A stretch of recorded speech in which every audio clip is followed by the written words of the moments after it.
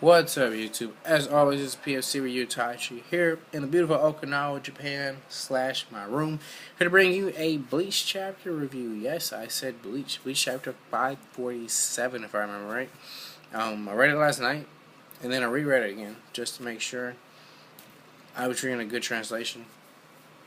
Nonetheless, they did come back, and so I'm gonna start it right off. So this chapter of Bleach was, in my opinion, it was good, but I think it could have been a lot better. Like, I feel like Bleach went on hiatus at a decent point. You know, a lot of stuff was happening, and they came back. I don't think Bleach came back strong in this chapter. It came back good. I think it's good. Don't get me wrong, but I don't know. I think it could have came back differently. So anyway, the chapter starts off. You see Juhai, you see Soul Society, and you see a lot of Quincies, obviously. So Soul Society is literally like vanishing into thin dust. Obviously, everyone's freaking out about it, and you see Juhai's like, I think he's giving an explanation because you see Juhai and you see Hashua at the end of the chapter, and you see other Quincies in between. But the gist of the whole chapter is the Quincies was explaining that they never actually loved Soul Society, nor have they ever technically broke through to Soul Society. That they've always actually been there. Even in the war 1,000 years ago, they never actually broke in per se. They've always lived in the shadows. The reason why the Quincies kind of like pretty much pulled a magician act and vanished was because they wanted to stay in society versus the human world, because there's like more or less an unlimited bunch of reishi or spiritual energy, whatever, in society versus the human world. And somehow, one way or another, the Quincies learned how to create space in the shadows. And that kind of brings up my point of reading another translation. Does it kind of seem weird living in the shadows? But that's pretty much, that was the gist of it. They've always lived. They technically have always lived in society. Like I said, as he was explaining, that the Quincies lived in the shadows and built up power in the shadows. Because you see Mayuri, kind of going on a rant saying how irrational it is, how two worlds can live within each other and never interact with each other. And he goes on to explain that he somehow, he's a genius. He figured that out at some point during the battle. So he redesigned his lab to literally have no shadows. But obviously, Quincy's invaded, so it had to be a shadow somewhere. But that's pretty much how that all came about. Quincy's have always pretty much lived in society. And then towards the end of the chapter, you see Hashua walk in, and the captain commander Shinsui. And honestly, Shinsui isn't shocked at the least bit, honestly. Hashua walks in all casually, and Shinsui pretty much just normally greets him. And, he asks him, why are they trying to end this so fast? After 1,000 years, wouldn't you want to pretty much take your time and have fun? And Hashira goes on to explain that that's not their objective. That Juha loves peace.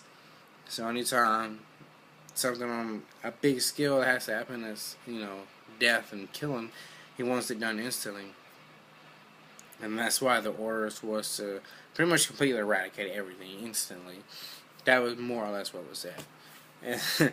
And then at the end of the very end of the chapter, you see people getting attacked by more Quincies, and one of the Quincies was like a fire attack, and after you see the fire everywhere, you see it all froze, and then that's when you get the dramatic hero-y pose of Hitsugaya and Rangiku. And that's the chapter. So, like I said, this chapter to me was good. I mean, we got somewhat information on where Quincy's been, somewhat in a nutshell, maybe. And I mean, his guy's back, so that's awesome. That's my favorite Bleach character. So that's nice. And I mean, we got little bits here and there, but I mean, like I said, I think Bleach went on hiatus at a good time because a lot of stuff was happening within past few chapters. The whole Zero Division, you go his revelation, Bankai, all that fun stuff. Possibly seeing Grimjow, the freaking I forget what they call. I mean, a lot of stuff has been happening within past 10, 20 chapters. So I think it was good that Bleach went on hiatus, and I think Tidy Kubo chose a good time to go on hiatus. But ultimately, I think this chapter was not the comeback that Bleach needed to me at all. Like, Society vanishing into thin air is nice. I mean, that's literally like how the chapter starts. It literally starts off with like Society vanishing. So it's nice, but at the same time, it's nothing really new. For me, unlike a lot of anime that I've watched or manga read, Society pretty much always gets destroyed or near destroyed. Like, Society itself is always in danger. In most places, the Earth may be in danger from evil and all that fun stuff, but cities generally stay intact. But Society's not really like that. Society always gets destroyed, one way or another. I mean, it just got destroyed when they invaded, like, 50 chapters ago. And now it's disappearing. So it's nice. It's a nice thing to come back on. But, I don't know, for me, it's not necessarily surprising. The beginning, the very, very beginning chapter, you get a really nice color page of Ichigo and his new Bankai or Bankais, whatever you want to call it. And I think it's really greatly done. Ichigo isn't in this chapter, but it was a very nice two color pages, two of them. But that's kind of beside the point.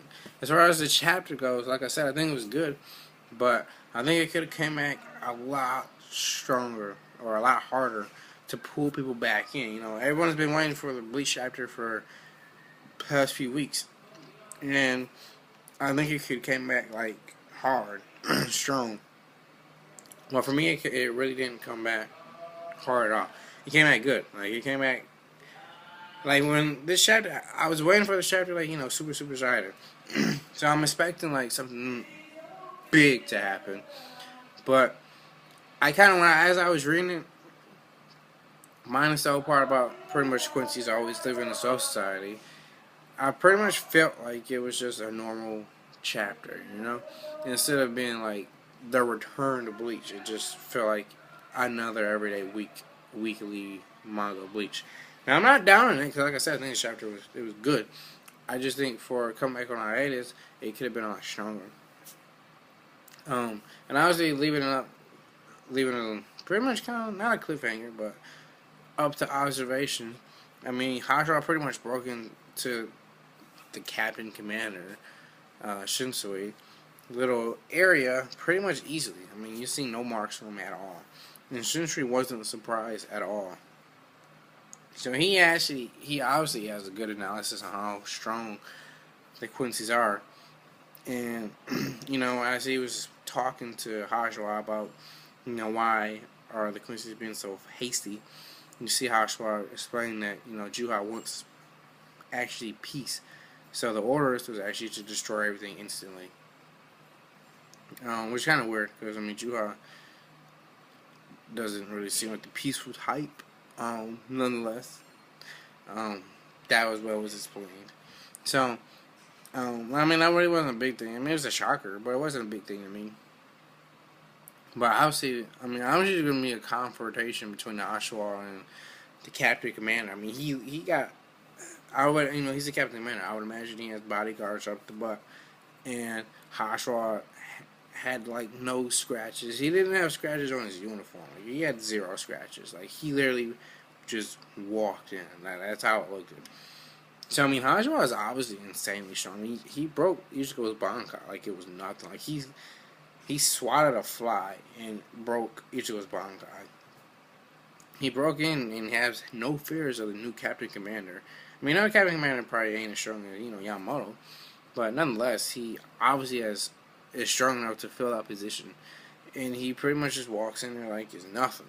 So I mean, obviously, it's gonna be a big conversation. And honestly, I think there's a good chance that Shunsui, if they fight, actually might lose, because I mean, like I said, the Quincies, within this arc, ain't nothing to mess with. Before this arc, I would say Quincy's ain't nothing. But obviously, Quincy's are at least had the potential to be godly almost. I mean, they're competing with Shinigami. Shinigami are like thousands, hundreds and thousands of years old, depending on the Shinigami. So, all that experience and whatnot. And Quincy's are supposed to be human, and they're on par with Shinigami. I mean, that by itself is insane. And Hashwa, which is like number 2 or letter B, whatever, just casually walked into Captain Commander's office. So, honestly, if they fight, I really do think that Shinsuke, he'll have to go all out. And I honestly think he would probably lose. Honestly. I mean, I don't think he's not going to die. But if they fall, I actually think Shinsuke would lose. Even if Ichigo fought right now, we don't know too much how masterful of his abilities he is. Like, yes, he had his nice revelation. He realized that his Quincy and Hollow powers are one because he's everything. So, he has the true Zangetsu, quote unquote. And it's nice and all. And, he has a different Bankai and is here. But, as I've said before, now, even on a basic skill, he has a new weapon that I'm quite sure he doesn't know how to use unless he's been secretly training somehow. It's a lot different having one sword and now having 2. And as far as the powers go, the Hollow powers he was never in control of at all. And the Quincy powers he was never in control of at all. They both were survival instincts. So, we still don't even know to the extent of how masterful Ichigo is going to be with Zangetsu now. So even if he, came to save the day, we really don't even know if he could save the day. Because, he could go hollow for all we know and go berserk. Or he could go hollow and, be sane. Obviously at some point in the future he's going to have to be in control of his Quincy and Hollow powers through Zangetsu or whatever. But right now, like I said, we don't really know nothing. We just know that it's there. He's somehow won, but we don't really know to the extent of his new power or anything. But, that's just me. So, pretty much that's the end of this chapter. So, this is, as I said before, POC Ryutashi here in beautiful Okinawa, Japan, / my room. Don't forget to rate, comment, and subscribe, and share. And leave your comments on anything that you want to comment about or inbox me. So, this is POC Ryutashi signing out.